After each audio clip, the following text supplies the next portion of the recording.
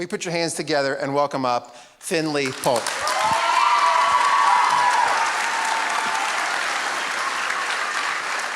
Welcome, Finley. Thank you. Glad to be here. So you're a baller in high school, but you're still playing. I am. Yeah. What are you doing right now? So I'm at Gardner-Webb University. Shout out to the Bulldogs. Shout out. Yeah. One Bulldogs fan. Thanks, Mom. Got one in the house. Just got there in January, so awesome. I'm still learning everything, but it's a great place. It's different than high school. Different speed, different it's pace. a little quicker, but awesome. It's the same game. Awesome. So you love sports. There's got to be some players that you look up to. Any Christian athletes that you aspire to be like, or you kind of look to? Yeah, Tim Tebow is one that I really look up to. Quarterback at Florida, Heisman Trophy winner, great guy in the NFL. Yeah, legit. He plays quarterback. He was just a great leader. He had a lot of trials and tribulations through his faith that he was put to the test. Had people follow him around, and he just stuck to it. He was really genuine. That's awesome. Yeah, if you don't like Tim Tebow, then there's something wrong with you. So for you, when did you start following Jesus? So my dad's actually a pastor here. So I've always grown up in church. Both my parents have helped me know like who God is and had a relationship with him. So I've been really blessed to have that. I came to know God when I was 9. I remember telling my mom that I didn't know all the answers. I just wanted to follow God, and that's what I try and do now. So why is Jesus like so important to you? And not just in your life, but in your faith and in your walk and in the way you pursue the Lord on and off the field? It's just everything he does. He's grateful, he's giving, caring, kind, all that kind of stuff. So it's just a blessing to have him.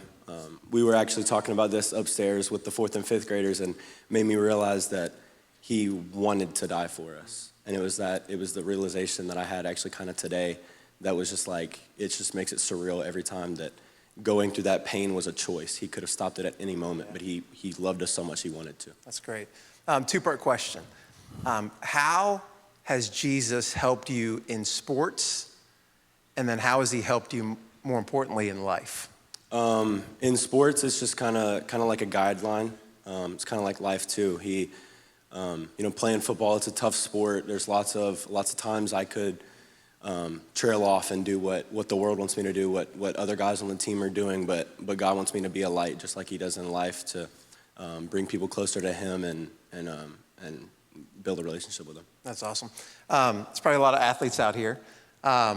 There's probably not a place that's harder to abstain from peer pressure than in the locker room, in and around kind of your sports teams. How has being a follower of Jesus helped you kind of stand your ground and be a good witness and ultimately help propel you, not just to be a good athlete, but to overcome temptations and not fall into peer pressure in that realm? Yeah.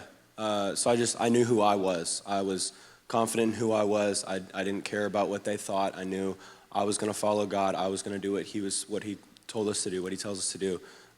So even when they would try and like take me off a little bit and do certain things and stuff like that I wouldn't let it get to me. I would try and do what God wants me to do. Obviously, I'm not perfect. I would fall every now and then, but I just tried to stick to who God is and who he wants me to be. Just like in sports, you fall down, you got to pick yourself back up. Right. The beautiful thing about salvation and following Jesus is when you fall down, he's there to pick you back up and help you. And perseverance is a huge part of it. And that's what makes you a great athlete and also a great believer. We got a big room tonight, packed out. Why should someone that's sitting here that may not know Jesus or may be kind of trying to figure it out, maybe in the beginning part of their spiritual journey, why should someone leave here tonight and start following Jesus? Because his love is real. He genuinely cares for you. He doesn't need us. We actually talked about it today. God doesn't need us. He wants to have a relationship with us. We don't need to be a part of his plan at all. If all of us were gone, he would still be sovereign. He would still reign over everything that is, and he doesn't need us. He wants to have us. That's great. So it's that love that's different. That's awesome. Give that up. That's awesome. So hopefully your life, your testimony may inspire someone here tonight to take that step of faith. Maybe there's an athlete out here that's struggling or kind of walking through a difficult season, and they hear your story, and that propels them to do something great. So thanks for being here. Give it up for Finley. Yeah. Thank you.